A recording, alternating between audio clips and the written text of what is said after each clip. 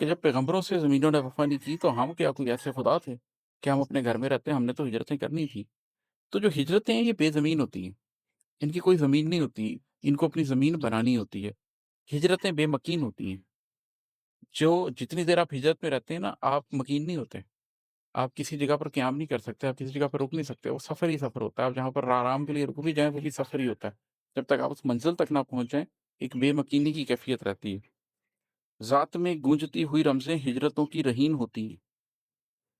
वो जो आपकी ज़ात के अंदर रम्ज़ गूँज रही होती है, जिसकी ख़ातिर आप वो हिजरत कर रहे होते हैं, चाहे वो फ़िज़िकल हिजरत हो, चाहे वो इमोशनल हिजरत हो, चाहे वो मेंटल हिजरत हो, वो हिजरत जब आप कर रहे होते हैं, उस अ, वो जो रम्ज़ें गूँज रही होती हैं, वो उन हिजरतों ही की तो रहीन होती हैं।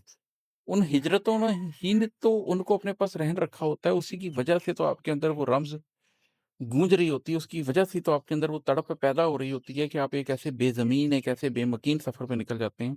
आप बेज़माँ, बेमकान होने के लिए तैयार हो जाते हैं क्योंकि आपके अंदर एक ख़्वाहिश होती है, एक मकाम को बनाने की। बिस्मिल्लाहिर्रहमानिर्रहीम। आज जो नज़्म मैं आपको सुनाने लगा हूँ, इसका उन्वान है हिजरत। इसमें मैं बेसिकली ये डिस्कस कर रहा हूँ कि हिजरत कहते किसको हैं? आम तौर पर, अमूमी तौर पर लोग हिजरत का ज़िक्र बस इतना ही जानते हैं कि मक्का से मदीना की तरफ एक हिजरत की गई। उससे पहले हिजरत हबशा हुई। कभी हम बात कर देते हैं कि 1947 में जब पार्टीशन हुई तो उस वक़्त मुसलमानों ने बड़ी तादाद में हिजरत की, शायद तारीख़ की सबसे बड़ी हिजरत हुई। लेकिन अगरचे ये हिजरतें हैं, लेकिन क्या सिर्फ़ यही हिजरतें हैं? हिजरत का मानी बहुत वसी है और ये जिन हिजरतों को हम जानते हैं, उनके अंदर भी ये सारे मानी मौजूद थे, ये सारे मानी पाए जाते थे। तो इसको डिस्कस करते हैं। इसका जो पहला बंद है वो एक तरह से प्रीएम्बल है इसका, उसमें बात खुलती नहीं है बल्कि उसके अंदर एक तरह से एक कैफ़ियत पैदा होती है जिसके बाद अगले बंद में अगले जो बंद आते हैं उनमें वो बात फिर खुलती है। ये है कि हिजरतें फ़ासले बढ़ाती हैं, हिजरतें फ़ासले घटाती हैं। हिजरतें तोड़ती हैं इंसान को, हिजरतें जोड़ती हैं इंसान को।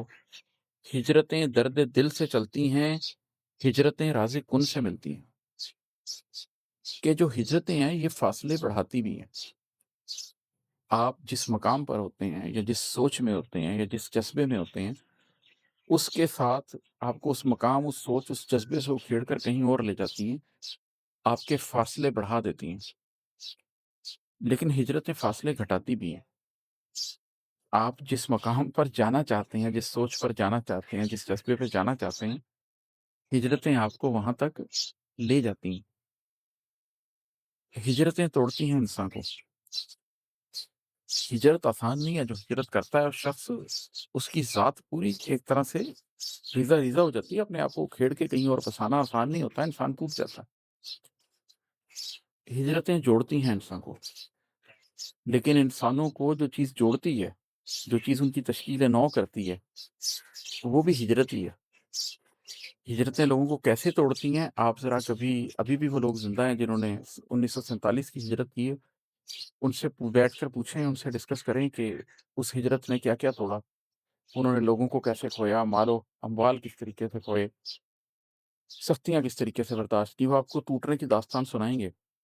उस ज़माने के लोगों की कहानियाँ पढ़ें, आपको पता चलेगा कि किस तरीके से हिजरत ने इंसान के ऊपर असर किया है। मुमताज़ मुफ्ती को पढ़िए, मंटो को पढ़िए, आपको पता चलता है कि हिजरतें इंसान को कैसे तोड़ती हैं। लेकिन हिजरतें इंसान को जोड़ती भी हैं। जो अम्बिया अलैहिस्सलाम की तो पूरी तारीख़ ही हिजरतों की कहानी है, मुसलसल सफ़र की कहानी है। दीन इब्राहिमी तो कायम ही हिजरतों की बुनियाद पर है। चाहे वो बनी इस्माइल हो, चाहे वो बनी इसराइल हो, उनकी पूरी दास्तान हिजरतों के ऊपर इबारत हुई हुई है। और हिजरतें दर्द दिल से चलती हैं, यहाँ पर कुछ होता है, जिसकी वजह से आपके अंदर एक कैफ़ियत पैदा होती है और आप हिजरत पे आमादा होती हैं और हिजरतें राज़-ए-कुन से मिलती हैं। अल्लाह ताला ने जब कहता है कोई चीज़ कि हो जा, तो हो जाती है। हिजरतों के नतीजे में अल्लाह बहुत कुछ तश्कील देता है, बहुत कुछ बनाता है। इस्माईल अलैहिस्सलाम और इब्राहीम अलैहिस्सलाम की जो हिजरत है, जो उन्होंने हिजरत की, इराक से आए और इराक से आने के बाद जिस तरीके से मक्का मुअज़्ज़मा को अंदर खाना काबा की तामीर की, ये राज़-ए-कुन से ही मिलती है ना चीज़। نبی کریم صلی اللہ علیہ وسلم مکہ سے نکل کے مدینہ گئے اور وہاں سے کس طریقے سے اس دین کی ابتدا ہوئی جس میں قیامت تک ایک صحیح دین کے طور پر رہنا ہے، یہ بھی رازق کن سے ہی ملتی ہے نا۔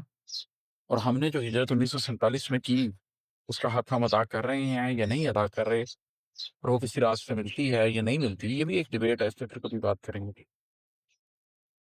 دوسرا بند ہے کہ پہلا میں ایک دفعہ دوبارہ سنا دیتا ہوں کہ ہجرتیں فاصلے بڑھاتی ہیں، ہجرتیں فاصلے گھٹاتی ہیں، ہجرتیں توڑتی ہیں انسان کو، ہجرتیں جوڑتی ہیں انسان کو، ہجرتیں درد دل سے چلتی ہیں، ہجرتیں رازق کن سے ملتی ہیں، ہجرتیں رات میں بھی ہوتی ہیں، ہجرتیں ذات میں بھی ہوتی ہیں، دشت و دریا میں دھوپ بارش میں، گھات در گھات میں بھی ہوتی ہیں، ذہن کے زاویوں میں سوچوں میں اور جذبات میں بھی ہوتی ہیں۔ آپ کا کیا خیال ہے کہ صرف جسم ہجرت کرتے ہیں کہ بس ایک دن اٹھے اور ہجرت کر گئے؟ ایسا نہیں ہوتا، ہجرتیں رات میں بھی ہوتی ہیں۔ رات میں ہجرتیں کیسی ہوتی ہیں کہ آپ دن کو نکل نہیں سک رہے ہوتے ہیں۔ نبی کریم صلی اللہ علیہ وآلہ وسلم نے ہجرت کب فرمائی؟ رات کے وقت نکلے، رات کے اندھیرے کے اندر ہجرت کی۔ ضروری نہیں ہوتا کہ دن کی روشنی میں سامان سفر باندھ کر سب کو خدا حافظ کہتے ہوئے ہجرت کی جائے، چھپ کر بھی نکلنا پڑتا ہے، بچ کر بھی نکلنا پڑتا ہے، تو رات کے اندر ہجرت ہوتی ہے۔ ہجرتیں ذات میں بھی ہوتی ہیں، آپ اپنی ذات کے اندر پہلے ہجرت کرتے ہیں۔ آپ کا کیا خیال ہے مکے سے مدینے لوگ ایسے ہی چلے گئے؟ ان کی ذات پہلے ہی ہجرت کر چکی تھی، وہ جسمانی طور پر، جذباتی طور پر، ذہنی طور پر مکے کی فضا سے تمام محبتوں کے باوجود پہلے ہی اکتا چکے تھے کہ یہاں ہم اپنے دین کو لے کے نہیں چل سکتے۔ انہوں نے اپنی ذات کے اندر اس بات کو قبول کر لیا تھا کہ ہم مدینہ منورہ جا رہے ہیں، یہ صرف کہتے تھے اس زمانے میں اسے۔ تو ذات کے اندر ہجرت آپ پہلے کرتے ہیں، اس کے بعد کہیں جا کر آپ فزیکل ہجرت کی طرف آتے ہیں۔ اور ضروری نہیں ہوتا کہ فزیکل ہجرت کی ہی جائے، کئی دفعہ آپ اپنے گھر میں بیٹھے بیٹھے ہی اپنی ذات کے اندر ہجرت کر جاتے ہیں۔ آپ اپنے گھر میں بیٹھے ہوتے ہیں، ایک خاتون خانہ ہے اپنے گھر میں بیٹھی ہوئی ہیں اور اپنے گھر کے ماحول سے بہت تنگ ہے، اور وہ ہر وقت اس ماحول کو کوستی رہتی ہیں، اس کے اوپر غمزدہ رہتی ہیں، ان کے اندر ایک کیفیت ہے ریزنٹمنٹ کی۔ ایک دن وہ اللہ کو پا لیتی ہیں، اللہ سے ان کا رشتہ بن جاتا ہے، انہیں پتہ چلتا ہے کہ صالح عورت کا تو مطلب ہے اصلاح کرنے والی عورت۔ انہیں پتہ لگ جاتا ہے کہ اس گھر میں جو خرابی ہے اس کی اصلاح کرنے کی ذمہ داری میرے اوپر ہے، اور میں نے اس کی اصلاح کرنے کی اب کوشش کرنی ہے۔ انہوں نے اپنی ذات کے اندر ایک ہجرت کر لی، اور صبح وہ اٹھی تو وہی گھر ہے، وہی ماحول ہے، وہی لوگ ہیں، لیکن ان کی سوچ بدلی ہوئی ہے۔ انہوں نے اپنی ذات کے اندر ہجرت کر کے کوئی اور شخص بن گئی۔ ایک شخص ہے جو راتوں کو شرابیں پیتا تھا، وہی شخص راتوں کو تہجد کی نماز پڑھتا ہے، وہ وہیں اسی کمرے میں بیٹھا ہوا ہے۔ اس نے اپنی ذات کے اندر ہجرت کر لی، وہ کسی ایک مقام سے کسی دوسرے مقام کی طرف چلا گیا۔ تو ہجرتیں رات میں بھی ہوتی ہیں، ہجرتیں ذات میں بھی ہوتی ہیں، دشت و دریا میں دھوپ بارش میں، گھات در گھات میں بھی ہوتی ہیں۔ دشت کے اندر بھی ہجرت کی جاتی ہے۔ حضرت علی رضی اللہ تعالیٰ عنہ جب پہنچے تو ان کے پاؤں لہو لہان تھے، مکہ سے مدینہ جب پہنچے دشت کا سفر کر کے آئے تھے۔ دریاؤں کے سفر بھی کرنے پڑتے ہیں لوگوں کو، دھوپ میں بھی چلنا پڑتا ہے، بارش میں بھی چلنا پڑتا ہے، پیچھے سے گھات بھی لگی ہوتی ہے۔ نبی کریم صلی اللہ علیہ وسلم کے اپنے ساتھ جو ہوا کہ پیچھے گھات میں بہت سے لوگ نکلے ہوئے تھے کہ پہنچنے ہی نہیں دیں گے، لیکن اس کے باوجود ہجرت ہوئی۔ تو کبھی ہجرت رات میں ہوتی ہے، کبھی ہجرت رات میں ہوتی ہے، دشت و دریا میں ہوتی ہے، دھوپ بارش میں ہوتی ہے، گھات در گھات ہوتی ہے، ذہن کے زاویوں میں، سوچوں میں اور جذبات میں بھی ہوتی ہے۔ جیسے میں نے ابھی اوپر بھی بات کی تھی ذات کے اندر، تو اسی کے اوپر ہے کہ ذہن کے زاویوں میں بھی تو کئی دفعہ ہجرت ہو جاتی ہے۔ آپ کسی چیز کو کسی اور طرح دیکھتے ہیں، پہلے آپ ایک مصیبت کو مصیبت کے طور پہ دیکھتے ہیں، پھر آپ اس مصیبت کو اللہ کی طرف سے آئے ہوئے ایک امتحان کے طور پہ دیکھنے لگ جاتے ہیں۔ آپ کی سوچوں میں ہجرت ہوتی ہے، پہلے آپ بڑے پراؤڈ ہوتے ہیں کہ اللہ نے میرا آئی کیو بڑا ہائی رکھا ہوا ہے، میرا آئی کیو 170 ہے، پھر آپ احساس ذمہ داری کا شکار ہو جاتے ہیں کہ اگر میرا آئی کیو اتنا اوپر ہے تو میرے سے سوال و جواب بھی تو اسی حساب سے ہوگا، میری ذمہ داری بھی تو زیادہ ہے۔ ہجرتیں جذبات میں بھی ہوتی ہیں، کبھی آپ کو کسی شخص سے محبت ہوتی ہے، کبھی آپ کو کسی خاتون سے محبت ہوتی ہے، کبھی آپ کے جذبے بدل جاتے ہیں اور آپ کو اللہ سے محبت ہو جاتی ہے، آپ کا منشا ہی بدل جاتا ہے زندگی کا۔ تو ہجرتیں رات میں بھی ہوتی ہیں، ہجرتیں ذات میں بھی ہوتی ہیں، دشت و دریا میں، دھوپ بارش میں، گھات در گھات میں بھی ہوتی ہیں، ذہن کے زاویوں میں، سوچوں میں اور جذبات میں بھی ہوتی ہیں۔ اور پھر اگلا ہے کہ بے یقینی کا بے نشاں ساحل، بے نشانی سے پھوٹتی منزل، کوس در کوس ڈوبتی امید، موڑ در موڑ جسم و دل گھائل، چلتے رہنے کا اذن روزانہ، شام تک لوٹنے پہ دل مائل۔ جب آپ ہجرتوں کا آغاز کرتے ہیں نا، چاہے وہ آپ کی رات کی ہجرت ہو، چاہے ذات کی ہجرت ہو، چاہے آپ کے ذہن کے زاویوں میں ہو، سوچوں میں ہو، جذبات میں ہو، تو پھر اس کا ایک نتیجہ نکلتا ہے۔ ہجرت اتنی آسان نہیں ہے کہ آج آپ نے فیصلہ کیا اور اسی لمحے ہجرت ہو گئی۔ پھر آپ ایک کیفیت سے گزرتے ہیں، بے یقینی کا بے نشاں ساحل۔ آپ ایک سفر پہ نکل کھڑے ہوئے اور ایک بے یقینی ہے کہ میں منزل تک پہنچ سکوں گا یا نہیں، چاہے وہ فزیکل منزل ہو، چاہے وہ سوچ کی منزل ہو، چاہے وہ جذبے کی منزل ہو۔ اس میں ایک یقینی کا بے نشاں ساحل ہوتا ہے جس کے اوپر آپ پھر رہے ہوتے ہیں، اور بے نشانی سے پھوٹتی منزل۔ اگر آپ کبھی کسی بیابان ساحل کے اوپر پہنچ جائیں جہاں پر بس ریت ہو، ایک طرف دور دور تک دشت نظر آ رہا ہو اور دوسری طرف سمندر، اور دور دور تک سمندر نظر آ رہا ہو، اور آپ بے یقینی کے عالم میں ہو کہ اب آپ سمندر میں جائیں تو کہاں جائیں اور دشت میں جائیں تو کہاں جائیں، لیکن پھر اس بے نشانی سے ایک منزل پھوٹ رہی ہوتی ہے۔ عسیٰ ربی ان یہدینی سواء السبیل، موسیٰ علیہ السلام کی دعا ہے کہ جب انہوں نے مدین کا رخ کیا تو دعا فرمائی کہ عسیٰ ربی ان یہدینی سواء السبیل، امید ہے میرا رب مجھے سیدھا راستہ دکھائے گا۔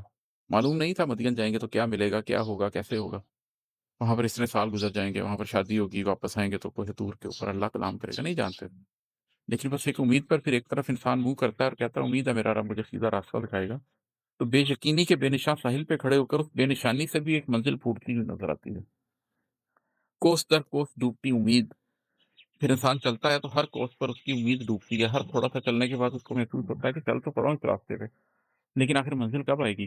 پھر وہی ہجرت کی اگر میں مثال دوں موسیٰ علیہ السلام والی، تو کس طریقے سے ہجرت کی کہ درختوں کے پتے کھا کے اور جھاڑیوں پہ لگے ہوئے پھل کھا کے کسی طریقے سے گزارا کرتے ہوئے پہنچے، کہیں پر چلتے رہے، کہیں پر کوہنیوں کے بل بھی چلنا پڑا، کسی نہ کسی طریقے سے ایک آپ کی منزل امید ڈوب رہی ہوتی ہے ہر کوس پہ کہ آخر میں کب منزل پاؤں گا، کب مجھے پانی ملے گا، کب مجھے کوئی ایسی جگہ ملے گی جہاں میں شیلٹر لے لوں۔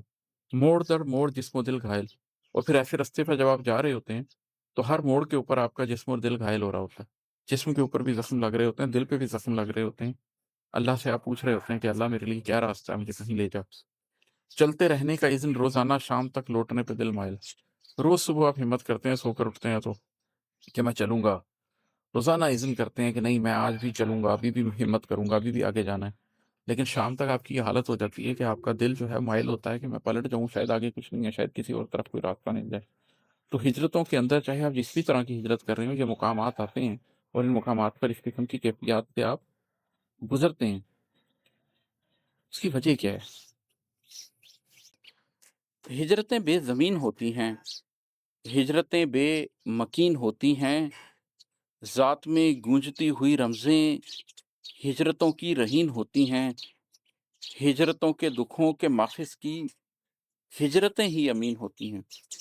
یہ جو ہجرتیں ہیں نا یہ بے زمین ہوتی ہیں، ان کی زمینوں کے ساتھ نسبت نہیں ہوتی، ان کی مقاصد کے ساتھ نسبت ہوتی ہے، ان کی نسبت ہوتی ہے اس حکم کے ساتھ جس کی وجہ سے وہ ہجرت کی جاتی ہے، اس سوچ کے ساتھ، اس جذبے کے ساتھ۔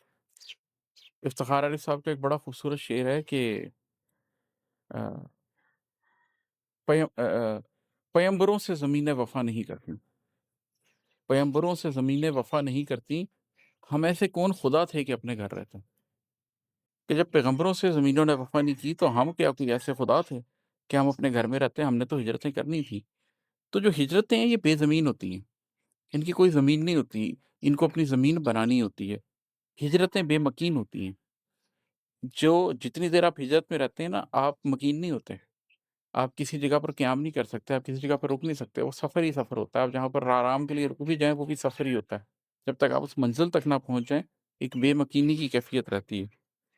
ذات میں گونجتی ہوئی رمزیں ہجرتوں کی رہین ہوتی ہیں، وہ جو آپ کی ذات کے اندر رمز گونج رہی ہوتی ہے جس کی خاطر آپ وہ ہجرت کر رہے ہوتے ہیں، چاہے وہ فزیکل ہجرت ہو، چاہے وہ ایموشنل ہجرت ہو، چاہے وہ مینٹل ہجرت ہو، وہ ہجرت جب آپ کر رہے ہوتے ہیں اس وہ جو رمزیں گونج رہی ہوتی ہیں وہ ان ہجرتوں ہی کی تو رہین ہوتی ہیں، ان ہجرتوں ہی نے تو ان کو اپنے پاس رہن رکھا ہوتا ہے، اسی کی وجہ سے تو آپ کے اندر وہ رمز گونج رہی ہوتی ہے، اس کی وجہ سے تو آپ کے اندر وہ تڑپ پیدا ہو رہی ہوتی ہے کہ آپ ایک ایسے بے زمین، ایک ایسے بے مکین سفر پہ نکل جاتے ہیں، آپ بے زماں بے مکان ہونے کے لیے تیار ہو جاتے ہیں، کیونکہ آپ کے اندر ایک خواہش ہوتی ہے ایک مقام کو بنانے کی، ایک زمان کو بنانے کی، ایک تشکیل دینے کی ایک زمان و مکان کو، اور ہجرتوں کے دکھوں کے ماخذ کی ہجرتیں ہی امین ہوتی ہیں۔ یہ جس شخص نے کبھی ہجرت نہ کی ہو फिज़िकल हिजरत या मेंटल हिजरत या इमोशनल हिजरत, वो नहीं इन दुखों को समझ सकता। क्योंकि हिजरतों के जो दुखों का माखिज़ है ना, उसकी अमीन ही हिजरतें हैं, वो हिजरतों ही के पास रखा होता है। वो जिस शख्स ने हिजरत की थी, उससे उसने जो-जो दुःख पाए थे, उन दुखों के जो-जो माखिज़ समझे थे, वो वही शख्स समझेगा जो दोबारा हिजरत करेगा, क्योंकि वो हिजरतों के पास अमीन है। हिजरतों के पास पड़ी हुई है वो अमानत। आप भी हिजरत करेंगे तो वो अमानत हिजरतें आपको भी दे देंगी। लेकिन अगर आप वो नहीं करेंगे, तो उसके रम से आप जान नहीं सकते। वो आपको क्या सिखाती है और हिजरत से आपकी ज़ात क्या से क्या बन जाती है, उसकी तश्कील-ए-नौ कैसे होती है, कि कोई शख्स नहीं जान सकता जब तक वो हिजरत ना किया है। कुछ उस रमज़ों के बारे में मैं इशारे ज़रूर दे देता हूँ। रास्ती क्या है, रास्ता क्या है, ज़ीस्त का पूरा सिलसिला क्या है, राज़े हस्ती खुले तो कैसे खुले, ज़ात का रब से राब्ता क्या है, क्यों बनाई है कायनात उसने, कुर्बतें क्या हैं, फ़ासला क्या है। ये जो मैंने ज़िक्र किया ना कि हिजरतों के दुखों के माखिज़ की हिजरतें ही अमीन होती हैं। तो ये जो रमूज़ हिजरतों के दुःख के होते हैं, ये हिजरतों के पास पड़े होते हैं। जिन लोगों ने हिजरतें की हैं, वो उन्हें समझते हैं, वो क्या हैं? रास्ती क्या है, रास्ता क्या है? रास्ती, सीधा रास्ता, सच्चाई, ऑनेस्टी, जिसको आप कहते हैं सही डायरेक्शन। हिजरत करने वाले को ये समझ आता है कि रास्ती क्या है? ज़िंदगी सही तरीके से गुज़ारना किसको कहते हैं? और रास्ता क्या है? वो शख्स जो मोटरवे पे ट्रैवल करता रहा हो, उसे क्या मालूम कि रास्ता क्या है?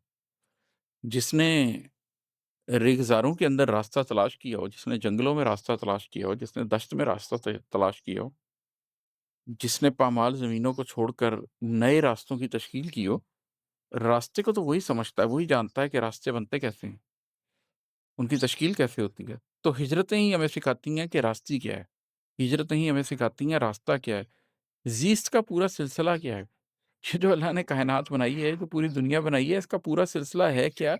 हमें ये समझ ही ज़िंदगी का के अंदर नहीं आ सकता अपने घर बैठे हुए।